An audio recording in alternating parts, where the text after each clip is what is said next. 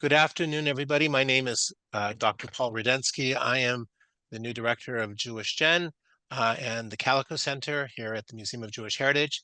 I am delighted to welcome you today to our first JewishGen talk of the semester.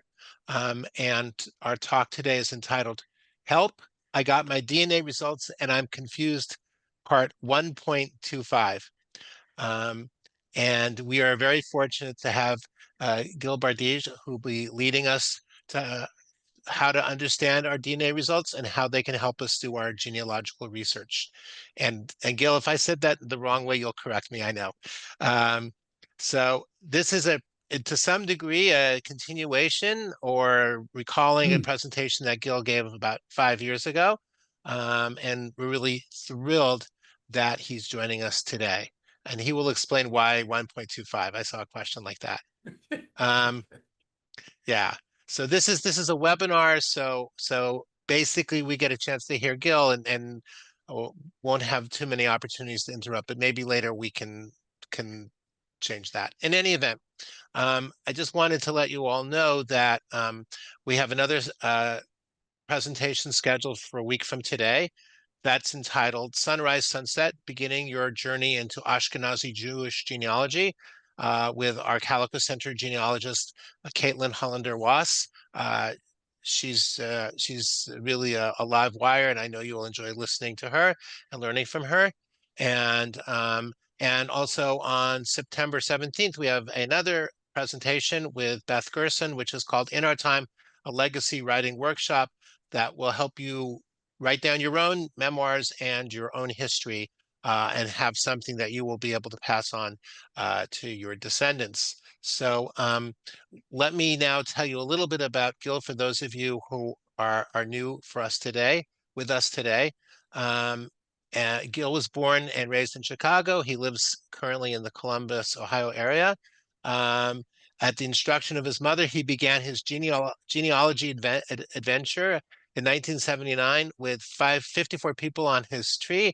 Today, his family tree has over 3,200 people and tracing 4 branches back to his 5th great-grandfathers born about 1740. So I think that's pretty amazing. For the past 18 years, Gil has expanded his knowledge of genetic genealogy, testing at each of the 4 major DNA companies, and is administrator of 3 Y-DNA projects at Family Tree DNA as a volunteer. He loves to help people manage their expectations and begin to remove confusion from the DNA results, whether it's a Y-DNA, an mtDNA, or autosomal DNA, and he has spoken at dozens of local events, international webinars, and conferences, including the last 9 IAJGS conferences. Just a couple more things about Gil. As the chair of the genealogy committee at Columbus Jewish Historical Society, he has developed and hosts monthly Kvel and Kvetch genealogy Q&A in Columbus. He hosts live genetic genealogy Q&A sessions for the Jewish Genealogy Societies of Illinois and Toronto. He's on the advisory board of the JewishGen Ukraine Research Division. And I should say that those of you who made a contribution are kind of contributing to the JewishGen Research Division. We thank you for your support. Gil is a firm believer that you can use DNA results as a tool in your genealogy research as it generates clues that can help people confirm or deny relationships. His speaking style is high energy, and he loves to take questions, which, by the way, we will do at the end. So please make sure that you either put them in the Q&A or write them down so that we can see them at the end. And I think that's enough for me. So without further ado, I'm really honored to present Gil Bardige. Thank you. Thanks, Paul. I appreciate it. Let me get my microphone set up here. Hello, everyone. And thank you for attending. And those of you who made a donation to the JewishGen Ukraine RD, I appreciate that. Thank you very much. Everyone does. All right, everyone. Thank you for coming. I did see in the chat, everybody wanted a picture of the cat, my cat Rizzo, who may show up walking in front of my camera. There's nothing I can do about that right now. He's taking a nap. So welcome. This is, let me pull my microphone a little closer. This is help. I got my DNA results and I'm confused. And this is part 1.25.2. And I think somebody wanted to know, why is it 1.25? Well, it's now 1.25.2. Well, you could blame Arthur Sisman. He's my buddy. We both were having trouble figuring out which one I already gave and which version and which slides were in there and which one was up to date. So this one's 1.25.2. Okay. Um, if you've seen me speak before, and again, I haven't been here since I think 2020, right? It's hard to believe, but it's been over 10 years that I've been doing the Help I Got My DNA Results presentations, and they are never exactly the same, right? But I hope that they've helped you. But do you realize that starting on January 1st, which is less than half a year away, it is the beginning of the second quarter of the 21st century. Therefore, it's time for me and you to look at things from a different perspective. A colleague of mine, my buddy Arthur Sisman, gave me two pieces of advice about my talks. He said, one, don't be afraid to innovate, and don't be afraid to adapt. Secondly, he said, you don't believe this, but the attendees want to know how you do what you do. What's the process? What's the methodology? Right? So today, that's what we're going to do. I'm not going to get into the science of DNA. I'm not going to get into the very basics and a lot of the terminology because the vast, vast majority of you have seen that, or there are other videos, whether they be here or on YouTube, that have the information. This presentation is for beginners and intermediates and even advanced researchers. It's for all of us who are just frustrated that we can't figure out how we are related to these people that the testing companies tell us we're related to.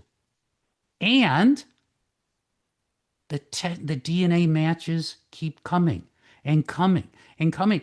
And you look at the same ones over and over again. How many of you, think about this, how many of you look at your DNA matches and a month and a half later you look at them and you're looking at another one that looks pretty good and then you open it up and you realize you already looked at them 6 times? Okay? So the goal of this presentation is to give you the ability to become more productive. I want you to be able to go faster. Why?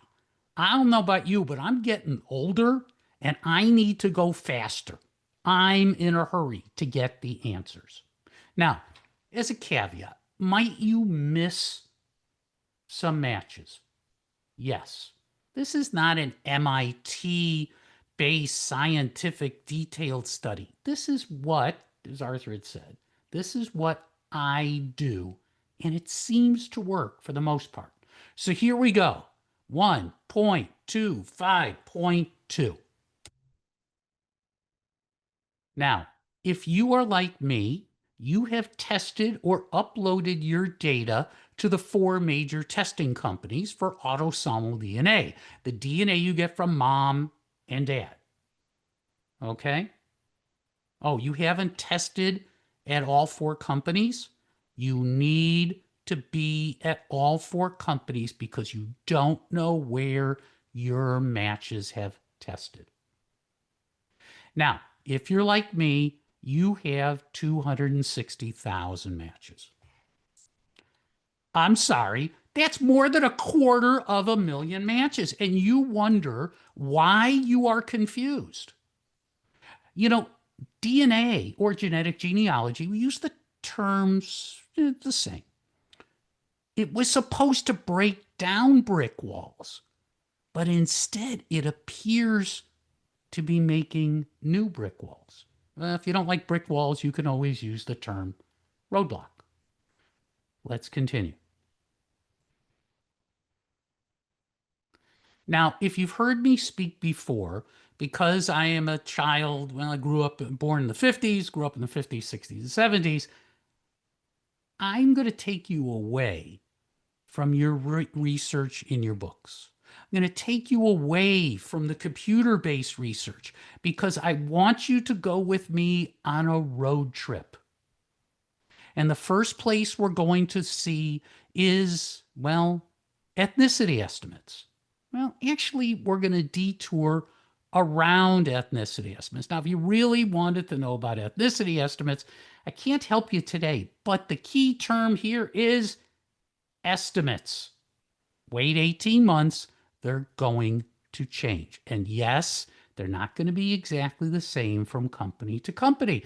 But that's not why we're here today. We're here to talk about matches. So we're going to take a detour. Oh, clusters. You know, that appears to be the newest thing because Ancestry just introduced clusters. Now we're going to detour around them, but just so you know, clusters are a graphic representation of your shared match list and the shared matches of your matches list. It's just a graphic representation. Okay? It may or may not be useful to you. MyHeritage has had one for years. And frankly, I can't show you mine at Ancestry because I don't have one. Something about I don't have enough qualified matches. It's a little strange.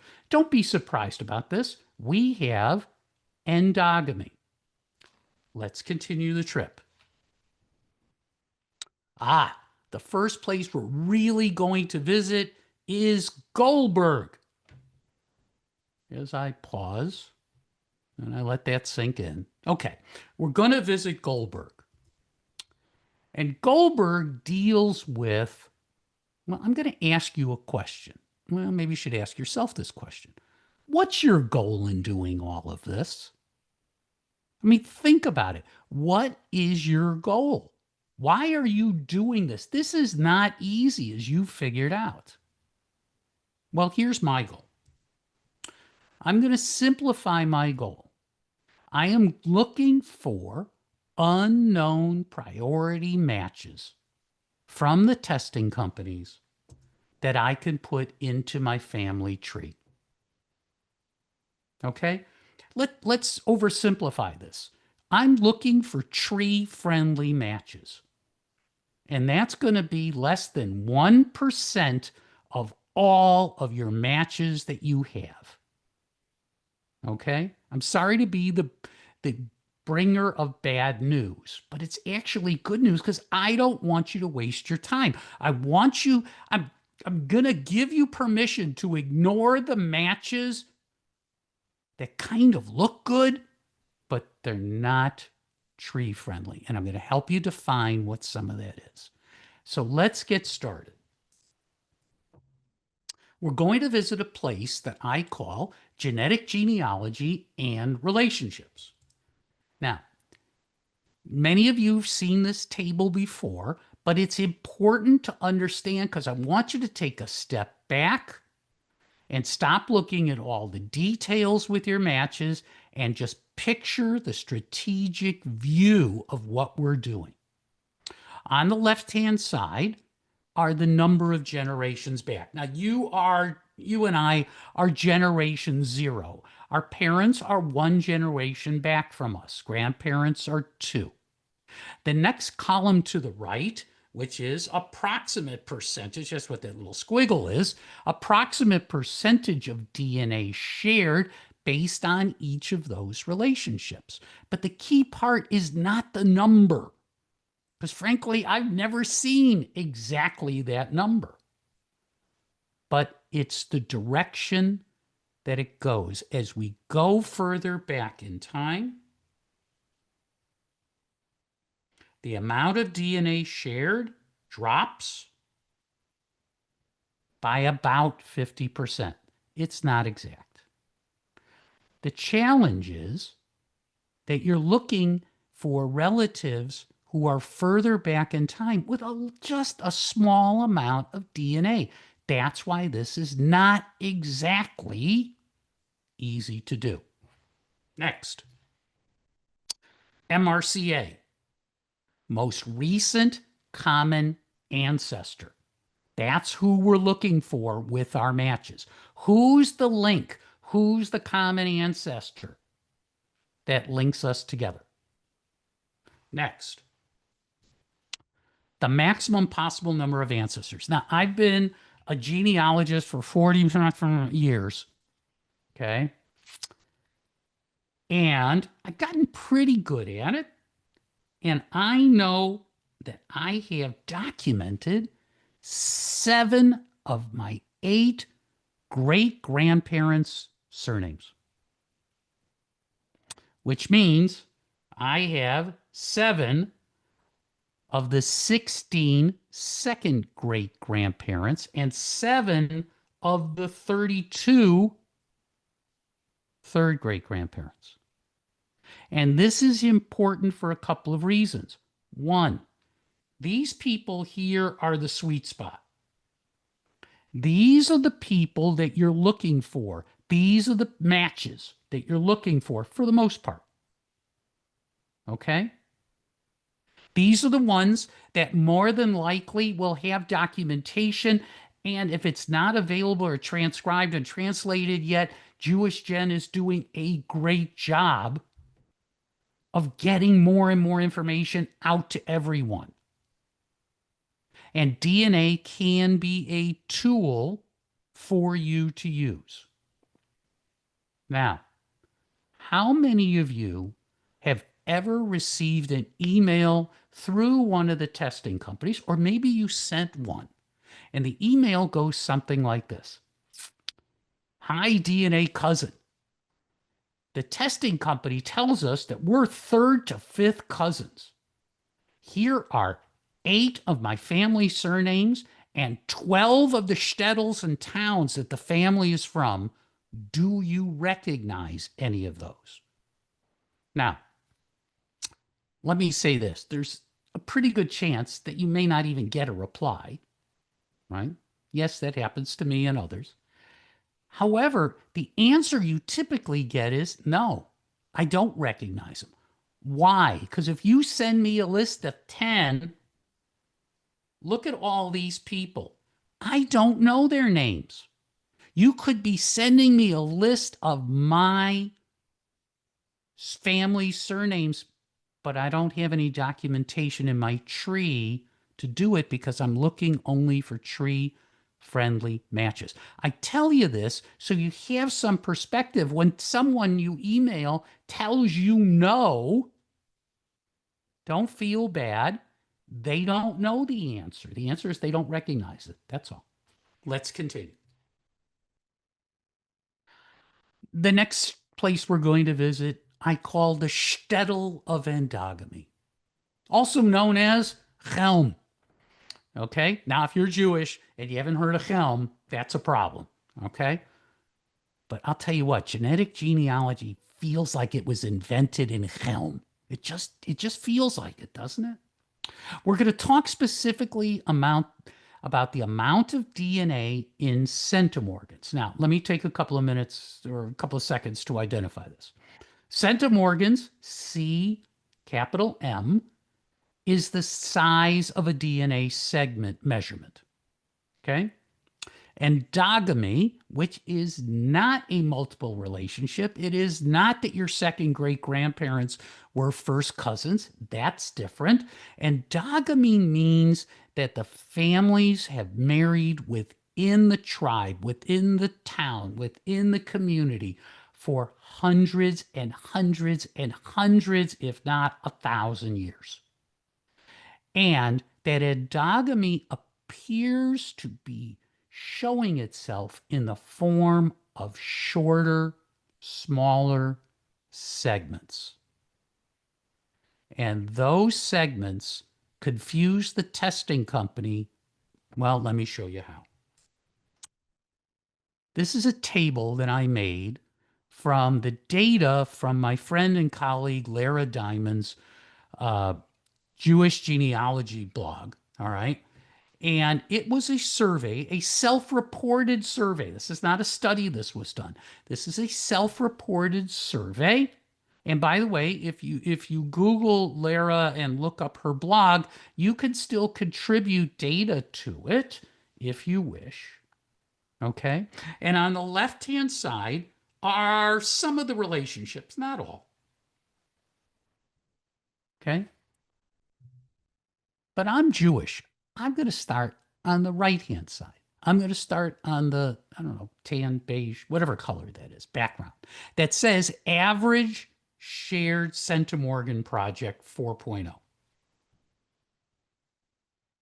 Okay? Let me just move something out of the way here. Okay. Thank you. The average shared centimorgan project is at DNA Painter, and it was by Blaine Bettinger, and it's version 4.0. Now, I'm going to mention testing companies and websites that I use. I am not endorsing any of these. They are the ones that I use. I'm not compensated by any of them, although it would be nice if they did. Oh, let me give you a point here. You should all have or be able to get the handout. I believe it was in the email giving you the link to get into this webinar. And I believe that we were going to put it into the chat. If not, it will be later. This table and others are in the handout. Okay? Just so you know. Now, let's go back here. The amount of DNA, the average amount of DNA for a given relationship, let's say, oh, how about second cousins? Okay, is 229, yes, centimorgans. Now, the next column over in dark green is the Jewish average amount as reported to Lara Diamond. And I'm going to ask you a question. What do you see? For a given relationship, second cousins, look at the two that I have circled there, the two amounts. What do you see? I'm teaching a little bit differently. I'm trying to get you to move off of way you've looked at things for the last few years and look at things with fresh eyes and a fresh perspective. Here's what I see. The amount of DNA shared by people who are Jewish, doesn't matter if you're Sephardi, Mizrahi, or Ashkenazi, because of endogamy, share typically more DNA than the average general population. Remember, there's Jews in the general population study at DNA Painter. I know because I contributed data there. That difference in the amount is typically endogamy. Why is this important? Because the testing companies rank your matches based upon their prediction of a relationship based on how much DNA you share. But if we share significantly more for a given relationship, they are going to predict the wrong relationship, with the exception of second cousins and closer, where they're pretty good. Next, these two columns, okay, have the minimum amount and the maximum amount. Now, we all start with the average, but the minimum amount and maximum amount are important. Why? How many of you are on Facebook and Instagram and other places, and somebody says, I share this amount of DNA, and all these people get on and go, oh, that's a second cousin 14 times removed. It's this exact thing. It has to be this. No, it could be a lot of different things. It is not absolute. It comes in ranges, specifically where. Let's look at, remember sweet spot? Let's look at sweet spot. Sweet spot, let's pick third cousins. It's 73 centimorgans on average, 122 for Jewish people, but the range is 0 to 315. This is what was reported. And according to ISOG, the International Society of Genetic Genealogy, up to 10% of testers third cousins will share 0. It's really hard to find a match when you don't share any DNA with them. Let's take it one step further. This number doesn't have to be 0. You might share 12, 17, 22.3. It doesn't have to be 0 or one of these numbers. Once you get to third cousins and further back, unfortunately, you have more challenges. It gets worse. For fourth cousins and further back, it's somewhere between 45 and 50% of fourth cousins cannot share any DNA with you.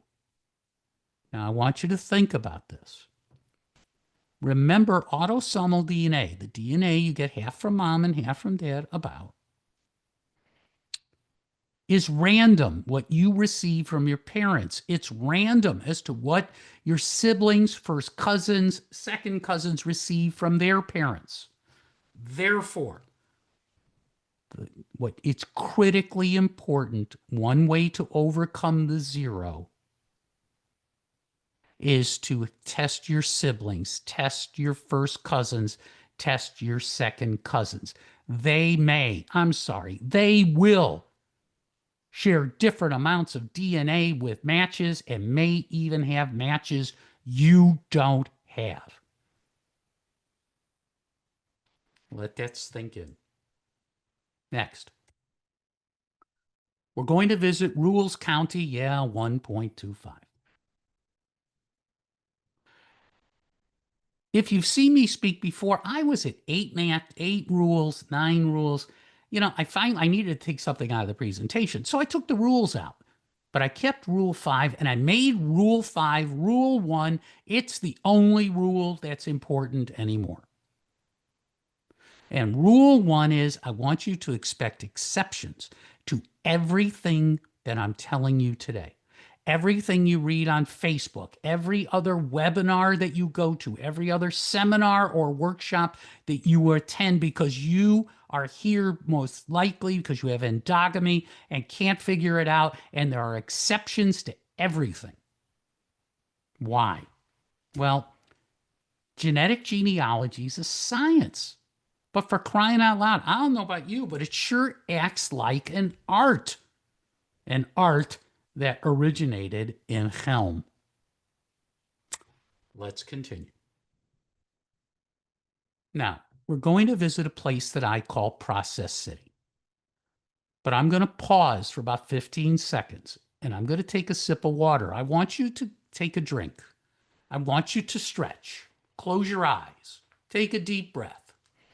Yes, I didn't make this up. I learned it from somebody else, another webinar I attended to, because it kind of helps you let your brain relax for a second. If you've seen me present before, maybe you've heard about this. There was a program a criteria I called 20 plus 10 plus 10 plus 100. The longest 3 segments needed to be 20 centimorgans or greater for the first one, the second 10 or greater, the third 10 or greater, and I wanted you to stop at 100 centimorgans so you had a chance to make the project not so overwhelming. Now, this is still valid. It still works, but it takes a long time to go through things. And we're here for a new perspective, so we're going to take a detour.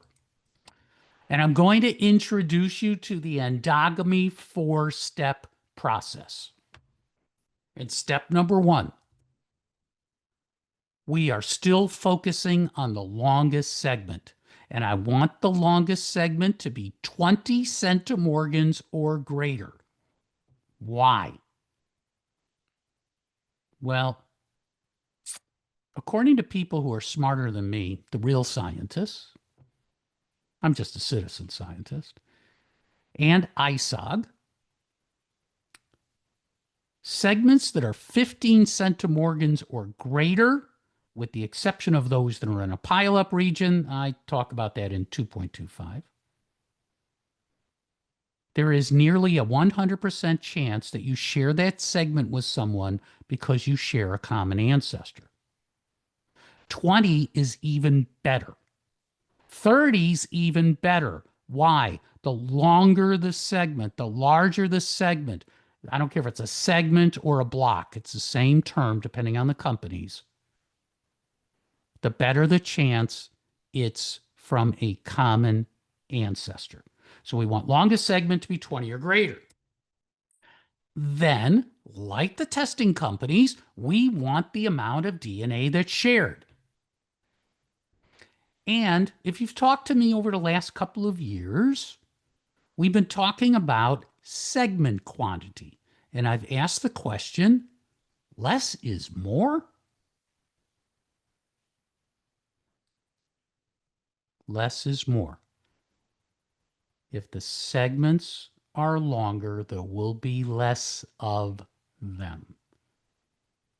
Less quantity of segments, the segment should be longer. So, for step 3, now 0.1.25. Now you understand the numbers because things change. We take that amount of DNA shared, we divide it by the quantity of segments, and we get ASCM. That's what we're getting. That's what we're going to talk about today is ASCM. And after we get the ASCM number, we're going to get to look at shared matches. Everybody get that? That's the 4th step. Oh, I didn't define ASCM? Yeah, you're right. Okay. ASCM is the average segment size in centimorgans. Yes, I left out the second S for a reason. So ASCM is the average segment size in centimorgans, and we want the average segment size to be 12 centimorgans or greater. Why? Because 99+% of segments that are 12 or greater, except those in a pileup area, are from a common ancestor. And below that number, the percentage of these true related segments starts to drop off. So ASCM, also known as ask them. Those are your priority matches. If they have an ASCM number greater than or equal to 12, you're going to contact them and ask them to collaborate with you. They are your priority match. Now, how do we get there? Ask them. All right, yeah. Don't be afraid of a little math. I'm sorry. It's just a little math. Don't be afraid. Let me show you what it looks like. Before we go any further, I'm going to give you a test. You have 2 matches showing. Look at match number 1. Look at the data I provided right here for match number 1. Now, look at match number 2. By the way, match number 1 and match number 2 are 2 of the highest rated matches of unknown people that I have at Ancestry. Okay? What do you see? Because I'm asking you these questions and I will ask it a bunch more often because when you're done with this webinar, I want you to be able to go back and look at things from a fresh perspective. What do you see? Okay. They share the same amount of DNA. Wow. They even have the same longest segment. What do you see? The difference is the quantity of segments. Okay? Here's how this works. Here's ask them. I take the 135 of the amount of DNA shared. It's that number. I divide it by that number. And I get 9. This is centimorgans. I do the same thing over here.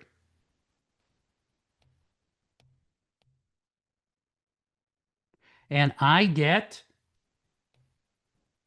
I think my math is right. Yes, I figured this out ahead of time. Yes, I have a cheat note because I'm not very good in math. You know, your calculator on your phone works really good. Which one passes the ask 'em test? Match number 1 or match number 2? Match number 2. But Ancestry and the other testing companies listed match 1 as my most important unknown match. We have endogamy. We're trying to filter out some of these smaller segments. Let's continue. So, to prioritize unknown matches, version 1.25, at Ancestry, MyHeritage, and Family Tree DNA, the process is identical for the 3 of them. Yes, you still ignore the cousin estimates, except second cousins and closer, and use this criteria. And ask 'em seems to work well from second cousins twice removed to fourth cousins. I don't have enough fourth cousins once removed matches to test it. Maybe you could test it for me and let me know how it works. Here is the process. You are going to start with all of your shared matches that are 90 centimorgans and greater. I know it used to be 100. I like 90 now. You're going to take that amount of shared DNA and you're going to divide by the quantity of segments, and that's going to give you ask 'em, which should be greater than or equal to 12. Plus, they must have the longest segment that's 20 or greater. That's your process. Oh, did you notice? Don't need a chromosome browser here. Don't need to look at the second and third segment sizes. That's for later. What we're trying to do is get from 250,000 matches to a workable number. Let's continue. Let's start with Ancestry.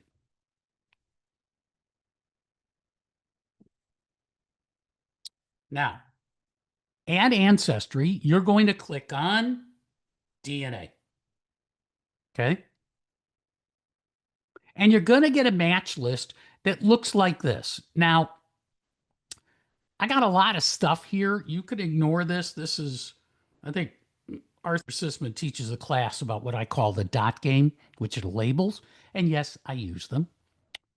But having said that, this is my standard match list. What's the first thing that you should look at on your standard match list?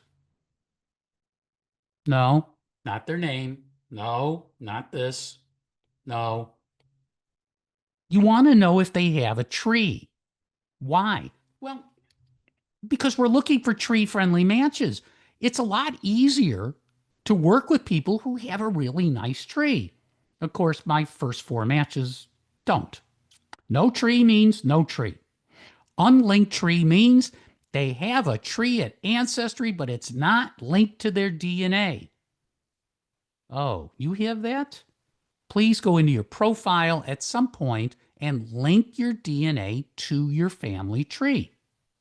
Lots of good reasons for that. Next item. You will notice, and I've cheated here, I have some notes. I put notes in. I mentioned this partly because it's obvious. I use the notes a lot. It's for all the testing companies. Why? Because I'm tired of looking at the same people over and over again, 6 months apart, because it looks like Ancestry's telling me it's a really good match, and I needed to figure that out.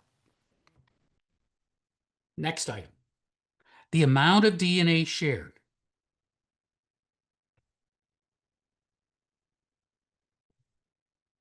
Oops, sorry, wrong one. Amount of DNA shared. These two people are my paternal first cousins. Look at the amount of DNA that's shared. This is how much they share with me, not each other. Look at the difference. They are siblings. They are my paternal first cousins, and they are siblings, and yet they share 110 centimorgans difference between us. That's why I was showing you on Lara Diamond's table. Okay, there is a range, and it's different. And you test your siblings and your cousins because they will share different amounts. Next, these are known relatives. Let's go to unknown relatives. These are two of my best unknown relatives at Ancestry. I share 138 centimorgans with Sue, and I share 137 centimorgans with Randy. Now, what do I look? Sue has no tree, and Randy has an unlinked tree. Oh, it's a really good tree. It's got 3 people in it. And they're all private because they're all living, so the tree doesn't help. What's the next step that I do? And yes, Ancestry likes this half cousin stuff. I don't know where they get it from. But what's the next thing you do? Well, you click up here and you get the information from them about the details on the amount of DNA you have shared. It's nice enough for Ancestry to provide the Ask Them details right here. The amount of DNA shared, the number of segments, and the longest segment. Now, for the last umpteen years, I've been telling people to utilize the shared amount of DNA, not unweighted. Shared means that it uses the timber algorithm. Unweighted means it does not use the timber algorithm. And this is important. This is wrong here. The number of segments, according to Ancestry's white paper, is unweighted. It doesn't belong on that line.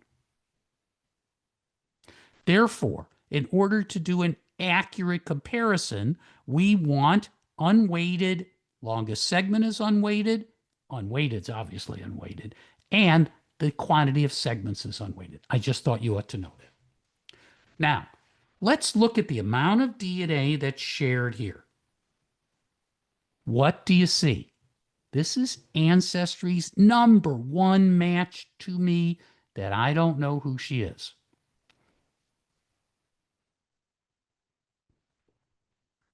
You know what?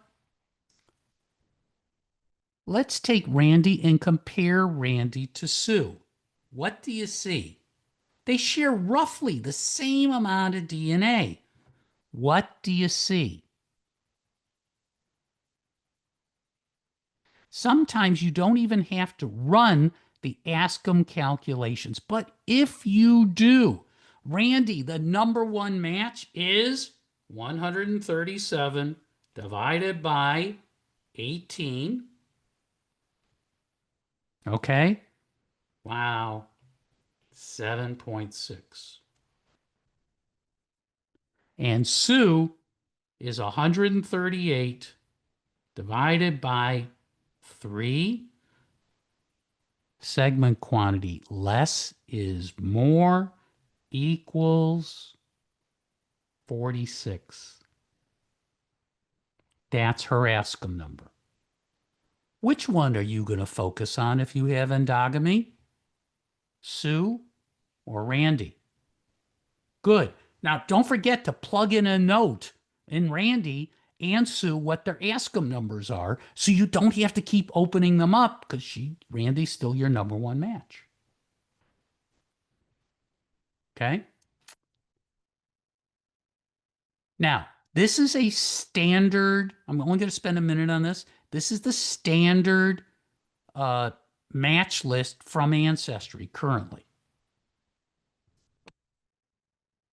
However, they have something called Pro Tools, which is called Enhanced Shared Matches, which is not just how people match you, but how they match the target person and how much DNA this person shares with this person and she shares with this person and this person.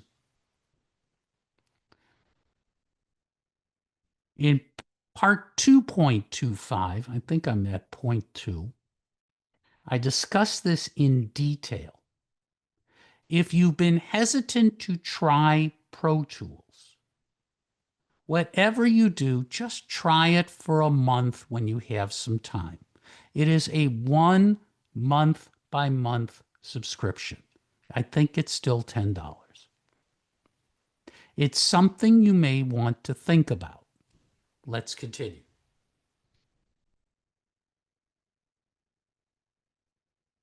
As you finish your match list, remember I said I wanted you to go from 90, I don't have anyone at 90, up to my best unknown match.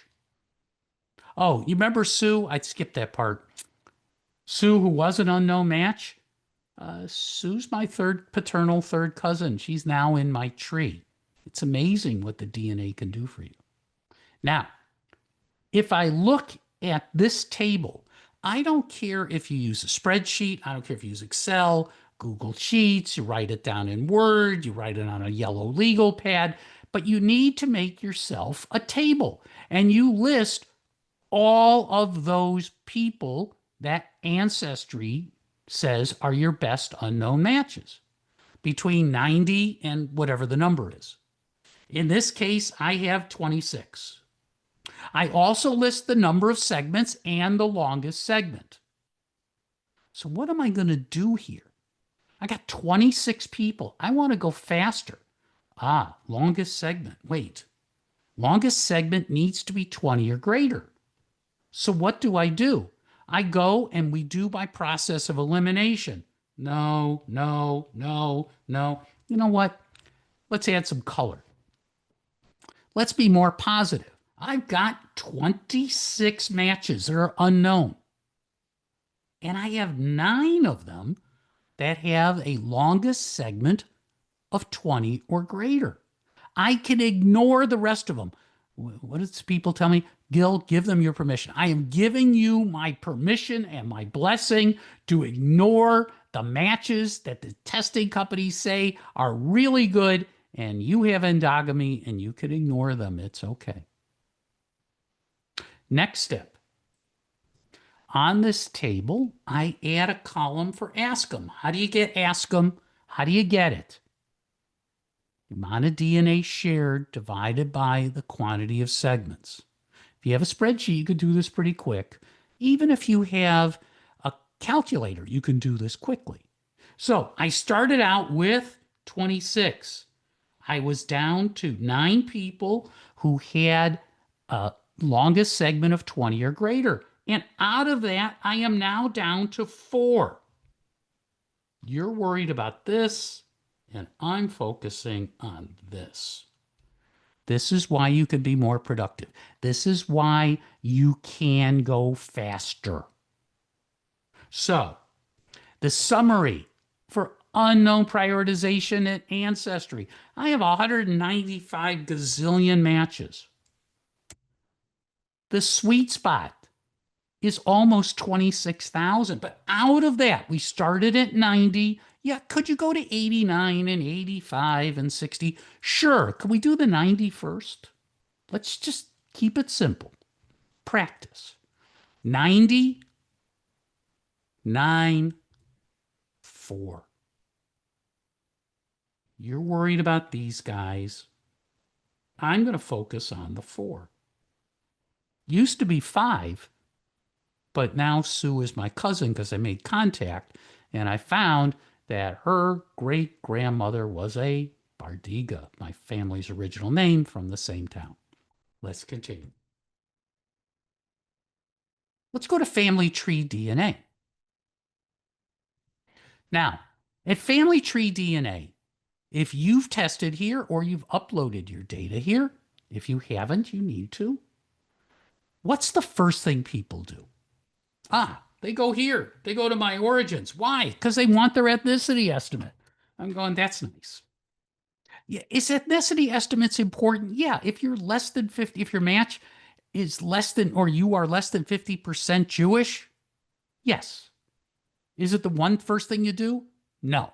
What's the second thing people do? They go to this thing that came out last year called Chromosome Painter, which is not Chromosome Browser. Chromosome Painter is a graphic representation of your origins by which chromosome and where on the chromosome is that particular ethnicity. That's nice. I don't have time. What's the next thing that people do? They go here. No, we don't. You will go here at some point, but we're looking for low-hanging fruit. We're trying to find the matches that we are focused on. We're trying to find the tree-friendly matches. Let's continue. Where are we going? Okay, here comes the groans. I want you to click on Chromosome Browser. I'm going to pause for a second so everybody can stop groaning and saying oy vey. Okay? People either love the Chromosome Browser or they hate the Chromosome Browser. But if you click on Chromosome Browser, the most interesting thing happens. You don't get a Chromosome Browser. What do you get? You get an Ask a Match list. I talked to Janine at the IAJGS conference from Family Tree DNA, and I thanked her for actually providing us with an Ask a Match list without my even having to ask for it. The Family Finder match list has Y-DNA and mtDNA and a number of SNPs and in common with, and all this stuff you could look at later, but I don't want to do that. I need to eliminate all the people I want to ignore. Now, there's one flaw here. Every time you sign in and you want to go to the chromosome browser, it's organized based on relationship range. So I want you to click right here in this gray area 2 times. And it will resort your match list based on the amount of DNA that's shared. That's all. Okay? Click in the gray 2 times. And it then looks like this with a little down arrow that tells you you did the right thing. Okay? Now, take a look at this match list. I believe I blew it up large enough that you can see. It doesn't have all the junk in it. You can ignore this stuff. Okay? Look at this match list. What do you see? We're moving from Ancestry to Family Tree DNA. You're going to have matches at both. Look at the 3 columns. What do you see? Okay. I'm Jewish. I'm going to start on the right side. Remember, longest block, longest segment, largest segment's exactly the same thing. Let's start there. What do you see? Less than 20, less than 20, less than 20. So I can eliminate 3 of them already, even though Family Tree DNA says they're my 4th, 5th, and 6th best matches. No, I have endogamy. Next, look at the quantity of shared segments.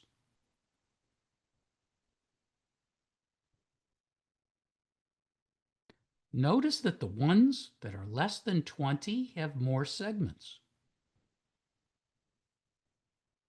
Now, remember rule number 1?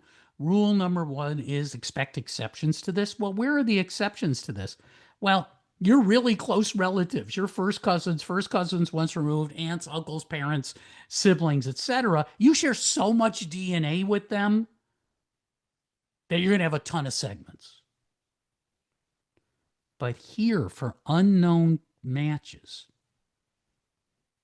It's not a coincidence that the people that have the most number of segments also don't have a longest segment of 20 or greater. As the amount of DNA shared goes down, look at the number of segments.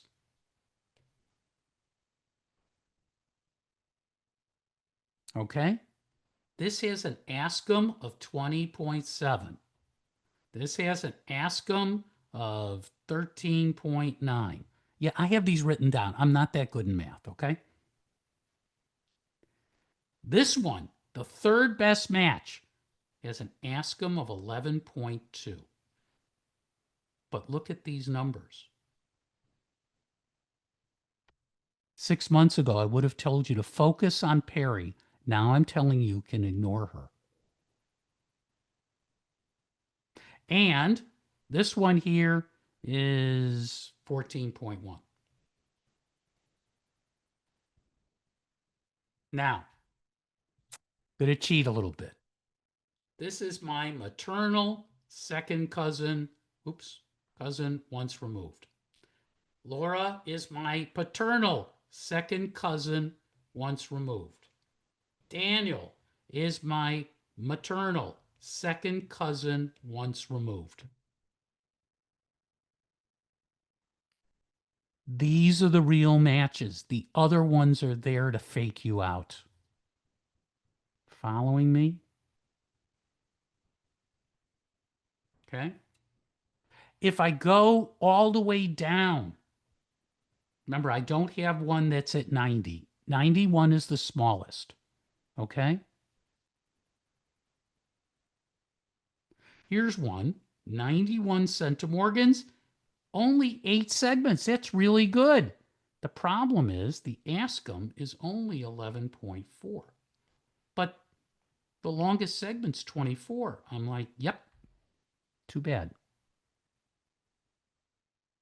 That's why the segment quantity is so critical. So let me summarize this a little bit. Here is a chart. I know it's a bit of an eye chart. Bear with me. The people in the top of the chart are my known relatives, all the way down to third cousins. Look at how much DNA shared. Look at the quantity of blocks. Look at the ASCIM numbers. Look at the size of the longest block. These are second cousins once removed, third cousins.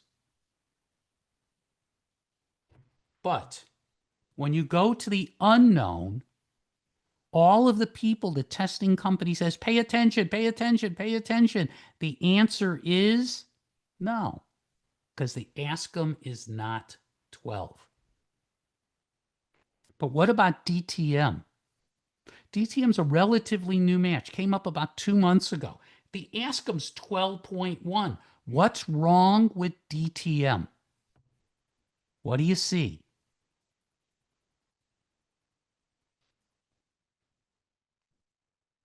The longest block is not 20.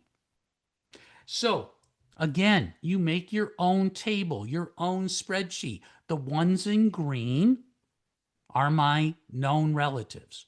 The ones in lavender and beige are my unknown relatives.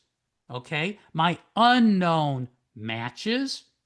I'm all the way down to, let's see here, 64 centimorgans. But all of these people in white have a longest segment, a longest block of 20 or greater, but their ASCIM stinks. It's less than 12. I'm trying to get you to ignore all those ones that for years I was telling you should pay attention to.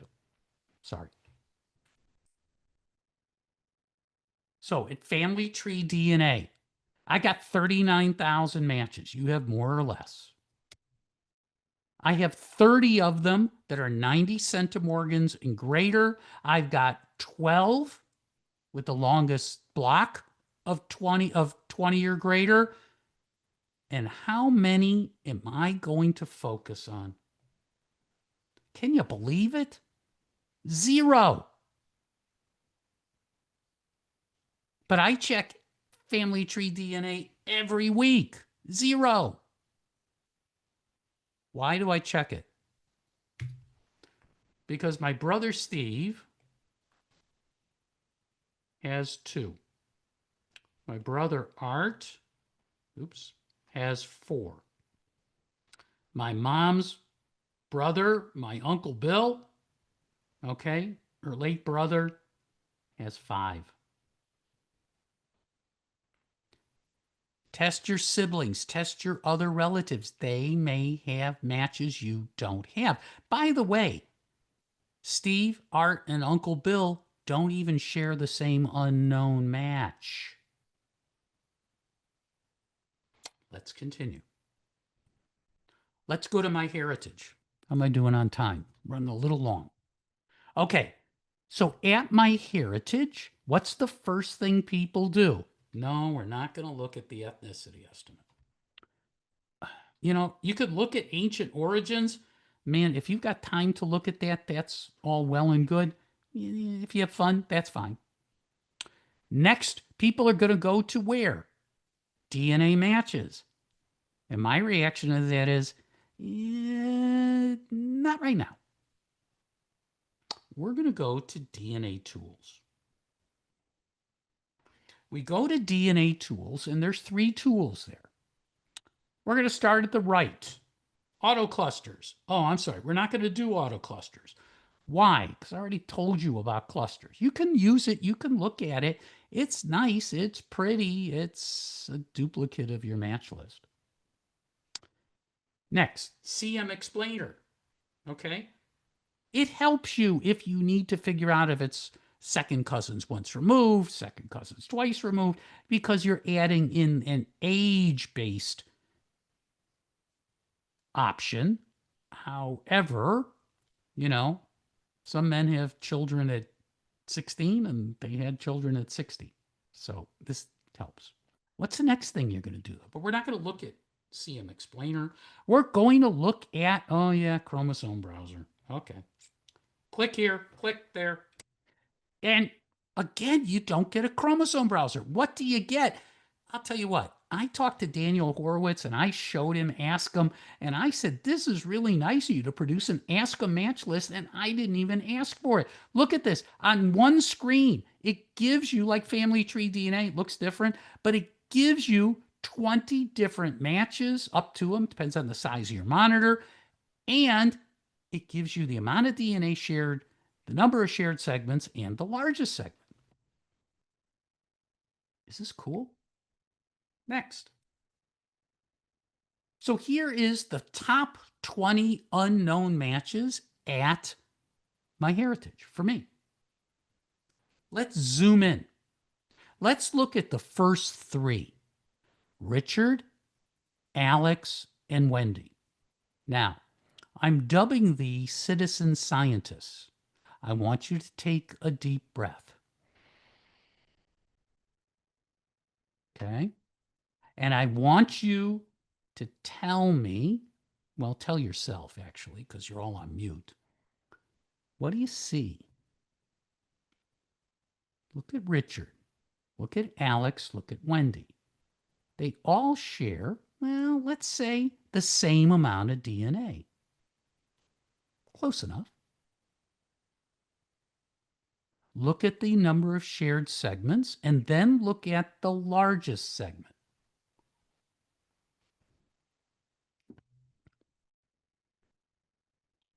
What do you see? This one does not have a largest segment greater than 20. I can ignore Alex. The same with Wendy. Therefore, I don't need to run the Ask Them calculation on these people. Don't waste your time. Okay. Oh, by the way, Richard's Ask Them number is 15.6. So you add Richard to your spreadsheet, to your match list, to whatever. Let's try this again. We have Ori, Karen, and Vivian. What do you see? They share roughly the same amount of DNA. What do you see? Well, we can eliminate Karen. Why?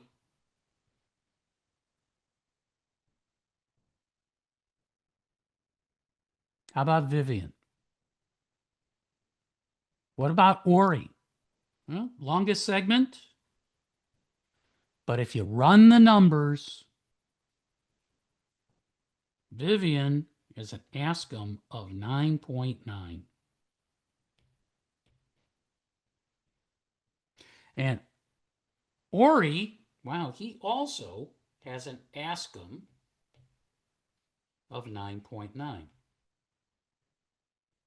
What do you do with these three people? You make a note of what their ASCIM is and then ignore it. You're moving on. How does this really work? Well, I have to tell you, I tested it. Now, I'm pretty good at this now. May take you a little bit longer.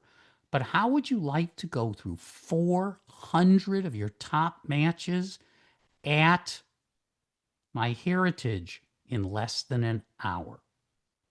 And you don't have to do it in one shot, and you don't have to run the ASCIM on every single one. But you do need to make a note or a label that their ASCIM is too low or they have too many segments. When you finish, this is all you got. These are my best matches out of 400 at MyHeritage. The green are my known relatives. The lavender, pink, that color, light purple, that color, all of them have an ASCIM of greater than 12, and all of them, oh, except one, have a largest segment greater than 20. This is what you're looking for. Out of 400, this is all I got. That's okay. It's okay because you're not going to waste your time anymore. So at MyHeritage, I got 27,000 matches. I got 181 that share 90 centimorgans or greater. Why is that more than the others? I have no idea. I only have 98 with the longest segment of 20 and 90 or greater. And out of all those unknown matches, I only got 12. You're worried about these numbers. Can you deal with 12? Okay. Breathe for a second. Let's talk about 23andMe. I think it's the 2,000-pound gorilla in the room. People have asked me, and by the way, let me preface this. You need to do what is right for you and your family with regard to 23andMe. But people have asked me, what do I do? What did I do at 23andMe? Because I tested there really early on.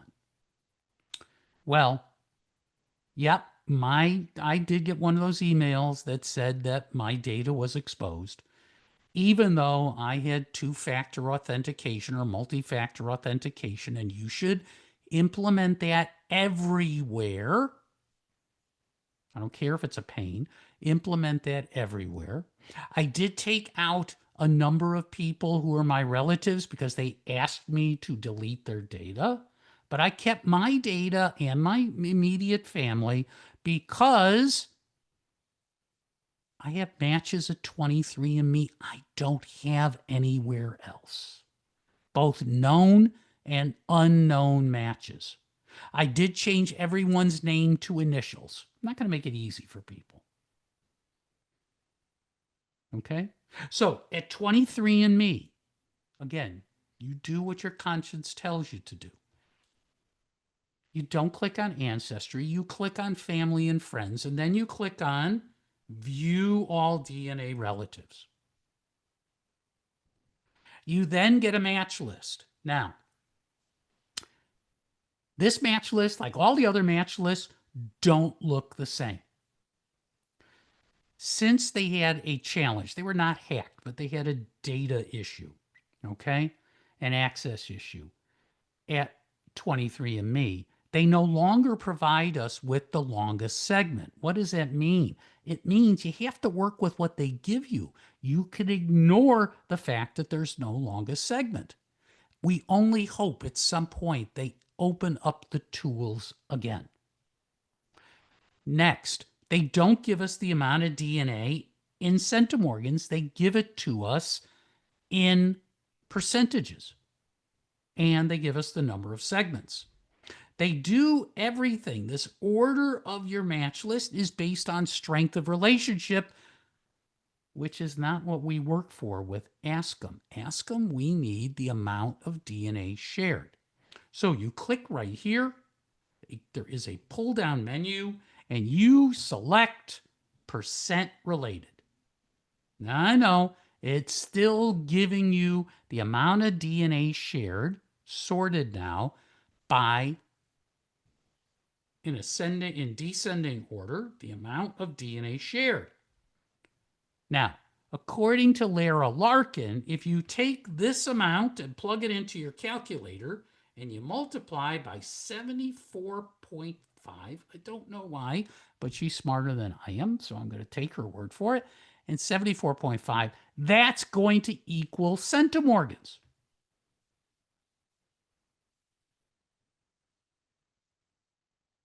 Now, here's your next step. At 23andMe, again, you could ignore the cousin ranges. Okay. At 23andMe, we're looking at the percent DNA related. Okay. Percent related. And I want that number to be 1.2%. You don't have to calculate all of them. Bear with me a second here. You start with 1.2% or greater. Then you go to the ASCM chart. ASCM chart? I gave you a table. I probably should call it ASCM table. I gave you a table in the handout that converts the percentage to the amount of DNA shared in centimorgans. So you can go to the chart, and then you take that number and you divide by the shared segment quantity. This is to figure out ASCM, and again, it wants to be 12 or greater. How does this work? Well, you got your match list, and you pick one. Let's pick, I don't know. Let's pick this one, Mick. Okay. Mick shares 1.44. You go to the match list. Now, there is no 1.44. Okay. I didn't make every single possibility, but pick a number. It's 1.44 is closest to 1.40. That turns out to be 104 centimorgans. And the maximum number of segments to give you an ASCM of 12 is 8. So everyone that you share 1.4%, if it has a segment quantity greater than 8, you can ignore them. So at 23andMe, the amount of DNA shared is 90 centimorgans or greater, right? Divide that by the segment quantity, and you get an ASCM of 12 or greater. Again, we don't have a longest segment, a longest block to deal with. You work with what you have. But look at this match list. The people in green are my known matches who tested here. Yes. Did I try and get them to upload their data someplace else? Yes. Did they do it? Not everyone. Okay. The ones in white at the bottom are the best unknown matches from 1.2 and greater according to 23andMe, and every one of those people has an ASCM less than 12. I'm not going to waste my time. The ones in lavender all have an ASCM greater than 12. I even took it down, and I've got one at 78 centimorgans. You can find good matches less than 90. And I know her family comes from the same shtetl as my maternal side. We just haven't found the common ancestry yet. But this is a clue that we're on the right path. Okay? And then you look at known third cousins and you go 6 segments. See how the small, wait a minute, look at these beige ones. What's this?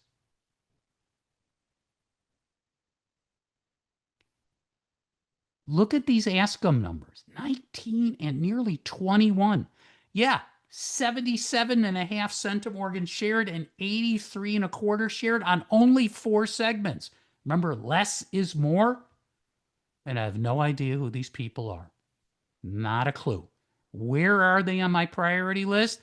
They are at the top of my unknown priority list at 23andMe. This is how this works. So at 23andMe, it's this many people. It's this many people. And I only have to worry about 14. So out of my, now again, we haven't gotten all of them yet, but out of my more than 250,000 matches, this is my first cut. Yeah, will I go down to 80 and 70 and 60? Yeah, at some point I will. But if you're looking, if you're not doing this because you have too many matches and you'll never get through it, no, you can do this. So to summarize, tree-friendly matches is what we're looking for. We use ASCII method to determine the ones we contact and we ask them to collaborate. And of course, there's rule number 1. Last item. I'm going to introduce you very, very briefly because we're late to a concept that I stole, borrowed with permission from my friend Arthur Sisman and his 3-legged stool. It's a term I introduced ASCII earlier. I'm introducing another one that we're going to have further conversations about in the future called mishpacha triangulation. This is how you incorporate DNA into your genealogy research. When you have a DNA match, and that match is from a shtetl or a town somewhere within a day and a half walk of your family's origins, and they have a surname that you either recognize or is similar to yours, but it's not spelled the same, or maybe it's in the tree, maybe it's in their tree. This is how you find your extended family. It's mishpacha triangulation. It merges DNA and genealogy. And yes, I'm playing with AI. No, it doesn't know how to spell. I think we're done.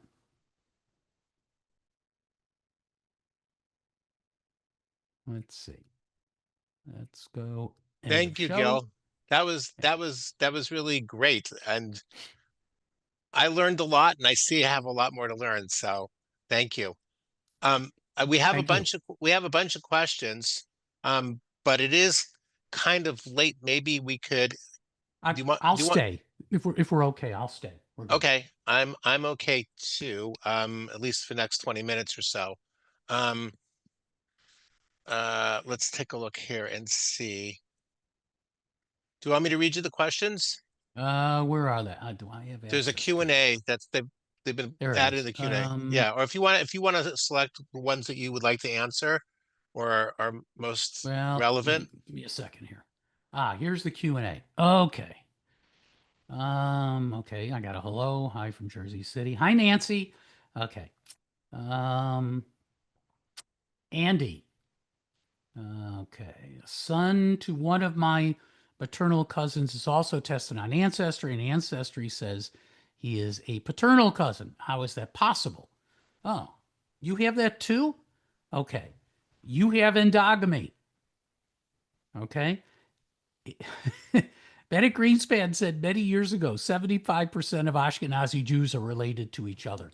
if you share some DNA with a match on your paternal side and some DNA with a match on your maternal side, that's not unusual. You focus on the larger amount.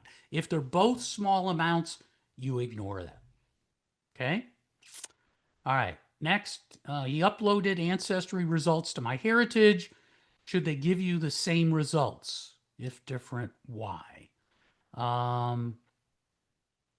Okay. Let me see if I can clarify, if I understand.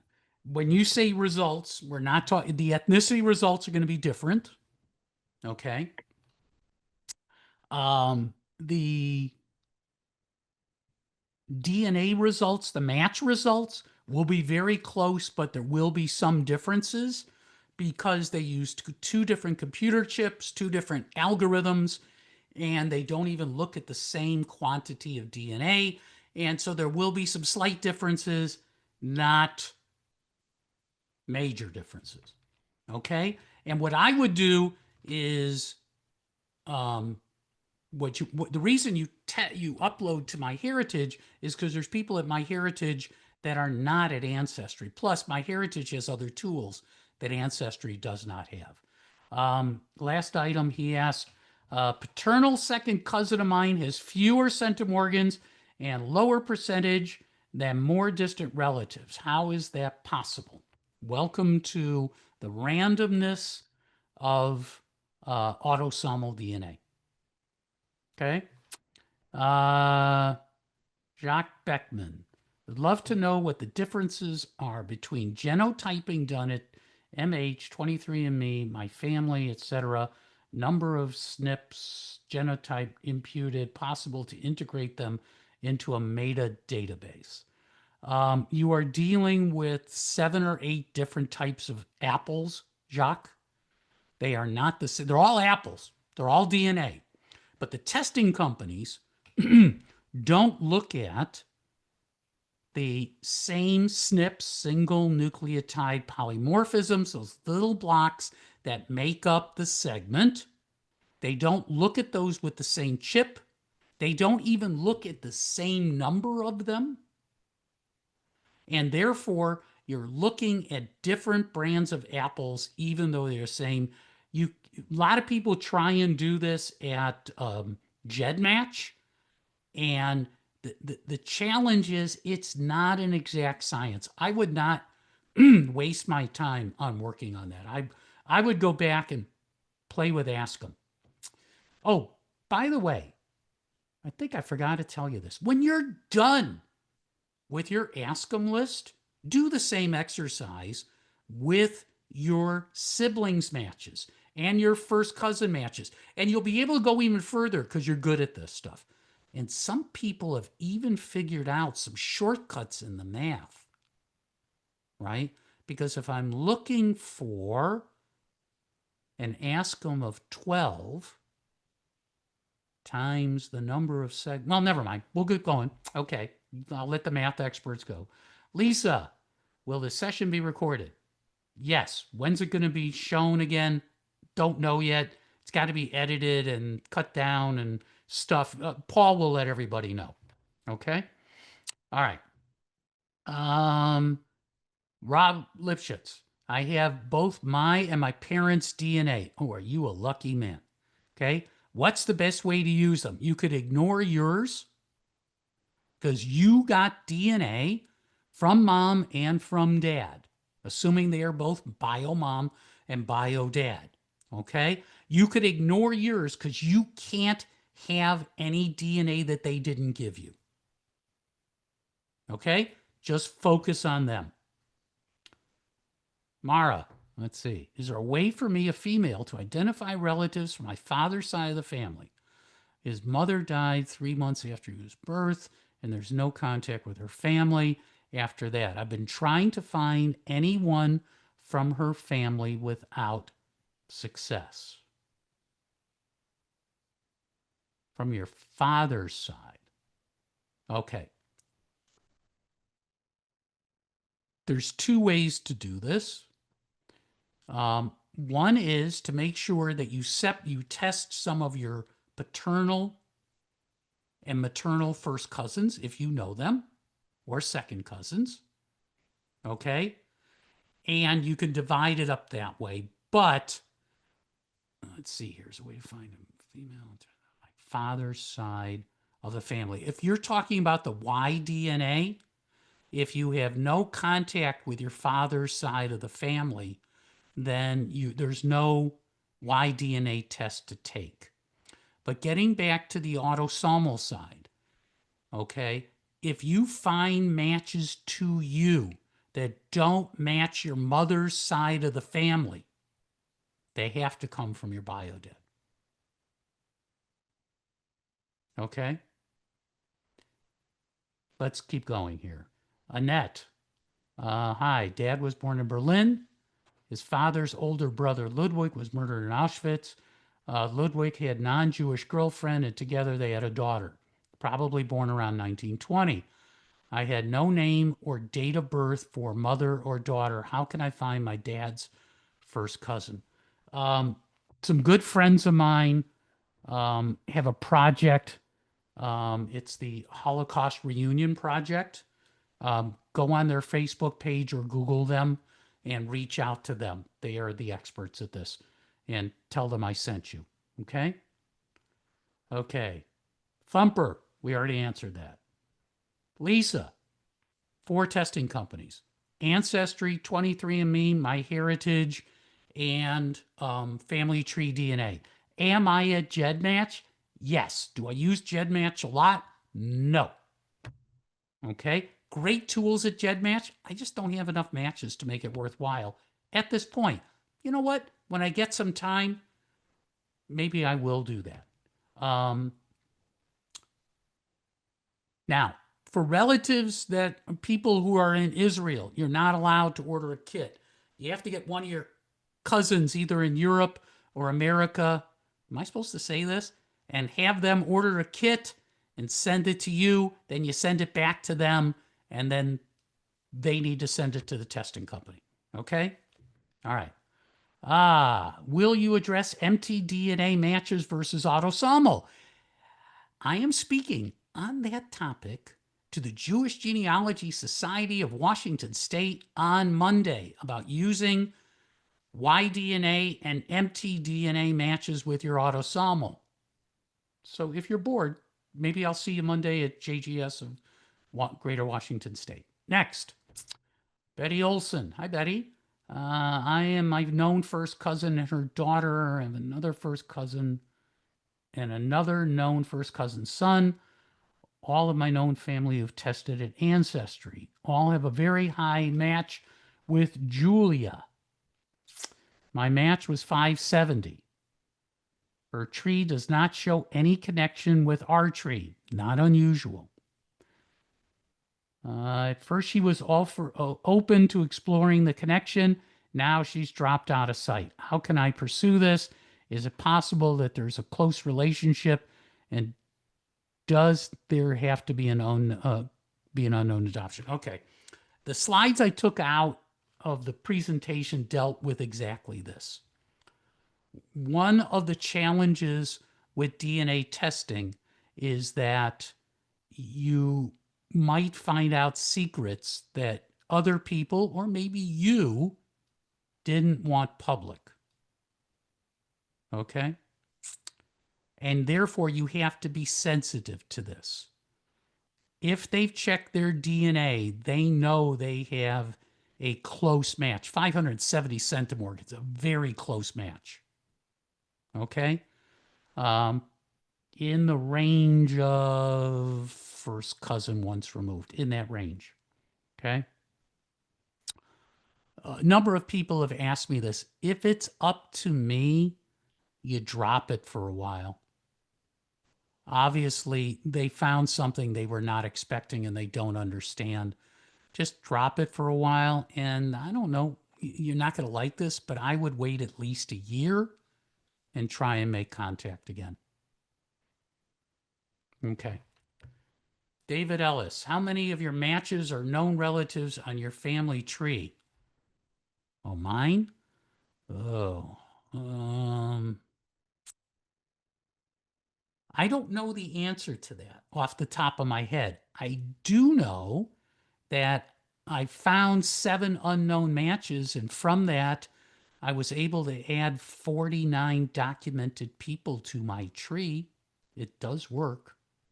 Okay. David says 87 of my 200,000 matches are relatives in my tree. You're very lucky that you got these people, or that these people are there. Now you need to go and look at the shared matches with them. So if it's at Ancestry specifically, or MyHeritage has shared matching as well, you want to go in and start looking at the shared matches and use other tools like through lines to help you. Okay. I can't go into it right now, too much information. Okay. Zoom thing. Thumper actually asked the same question. Okay. David Ellis. One of my matches is in the third cousin range. Turns out to be a previously unknown third cousin. She found her great grandfather on the tree. I'm assuming it's yours that you had linked at to AncestryDNA account. Mazel tov, David. Welcome. I call those eureka moments. It's awesome. Congratulations. Let's see. Betty Olson. Julia's ethnicity, okay, is 28% and you're 100%. Okay. So the nice part about that is you're only focusing on a quarter of the matches that you would normally have to focus on. Same process, Betty. Okay. Okay, I already answered the question for David on the multiplier. Okay, Rob, I answered a question. What if all immediate family has died? This is from Anonymous. If your immediate family has died, you go to the ones who are available. First cousins, second cousins, as many people as you can to test. That's all you can do. Do I want to drill down and get DNA from my great grandparents' grave and be able to do this? Yeah, absolutely, but can't do that stuff. Okay. Let's see here. David Ellis, MyHeritage. Quite a few of my matches share up to 42 centimorgans on the longest segment and only a handful of are known relatives. It seems MyHeritage exaggerates segment lengths. How valid is this supposition? David, I don't want to get into the details, but it's called imputation. All of the testing companies do it to an extent.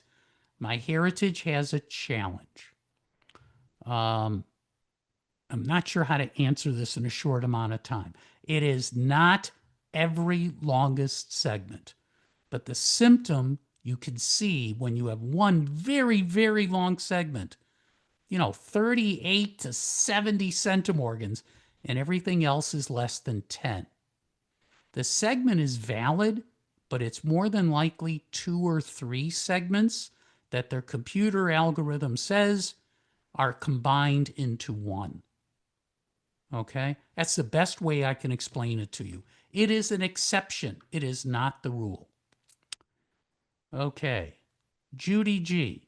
To see all this data on Ancestry and add notes, do I need a membership? If so, then what membership for all 4 companies? Okay. I don't know the answer. Perhaps someone can answer Judy G about the membership requirements. I have a subscription to Ancestry and I have a subscription to MyHeritage. You don't need one at Family Tree DNA and you don't need one at 23andMe because it came with your test kit, what you paid for. I will give you a hint that because I am a senior citizen and I live on a fixed income, 2 double quotes this way, fixed income, I do call Ancestry and MyHeritage and I cancel my membership just before it's going to renew. And I ask them what they can do for me. And you know what? Every single time they're nice enough to do something. Don't pay full price. Also, if you're new to these, somebody told me AARP gives you 30% off an Ancestry subscription, but only for new members. David Ellis. Where am I here? Okay, what subscription? Let's see. What Ancestry subscriptions do I subscribe to? I have World Explorer at Ancestry, and I have Pro Tools, and both of them are expiring beginning of next month. Yes, I'm going to just use the method I told you. Don't tell Ancestry. Do any of the tools allow you to export your matches to Excel so it's easier and quicker? Okay. There is a tool. My friend Arthur Sistman told me about this. You want to wrap up at 3:45? Yep, I got to hurry. Okay.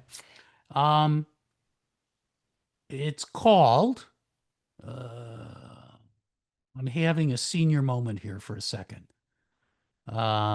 Genealogy Assistant. It is an extension. It is not an app. It is an extension to Google Chrome. It doesn't work on Safari. It doesn't work on the others. Okay, there's a free version and a paid version. It allows you to download your match list. However, the match list don't give you all the information, but it gives you the match list. It makes it into a CSV file, and then you can go in and get the individual data. You don't have to type everybody's name from scratch. Okay. No sound. I can't help that. David Ellis, I've answered a bunch of your questions. I got to keep going to some other people here. Let's go to Arnie Sivens. Arnie, my maternal great grandmother had 13 kids, of which only 5 emigrated to the U.S. in later part of the 1890s.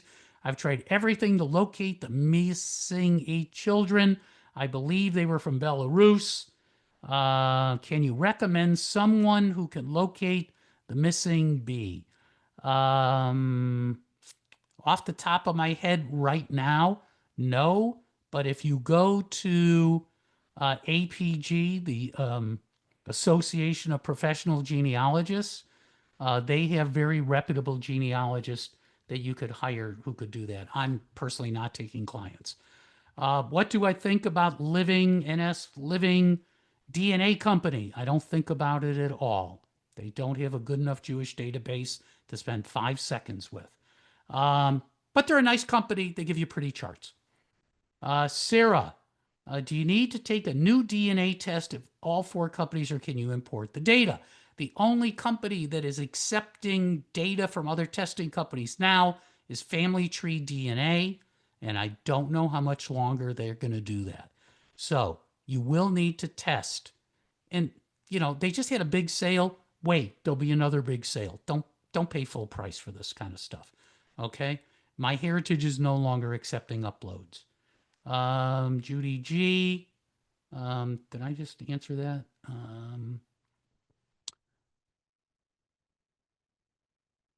Judy, that's more of a genealogy question. I can't answer that one right now regarding the family names. Okay. Let's see.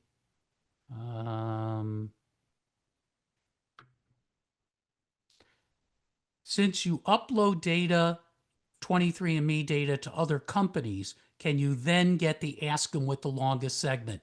Yes. Okay, that's for Jacques. Oldio Frank, how can one work with urban populations whose shtetl of origin is unknown? Okay. One of the nice parts about Ask 'em and collaborating with people is the fact that they may have information in their tree that you don't have, and that might include the shtetl. Okay. Let's go to David Richter. I'm sorry, a lot of people ask multiple questions. I'm trying to skip those. No, mtDNA matches are not David Richter, Geithner. No, those are not the same process. Okay. Let's see. Neil Goodler, you're welcome. Access to the recording. Mixed ancestry, part Jewish, part without endogamy. I have 2 non-Jewish son-in-laws. I get this. The Ask 'em method, I've not tried it On non-endogamous, I'm not sure it's necessary because the Shared Centimorgan project is really for them, and that data is available at DNA Painter for free. Okay? Thank you so much, and thank you everybody for joining us. We have one coming up next week, and then in 2 weeks. So keep an eye out in your email. I hope you'll join us for those as well. All right, take care, everybody. Thank you, everyone.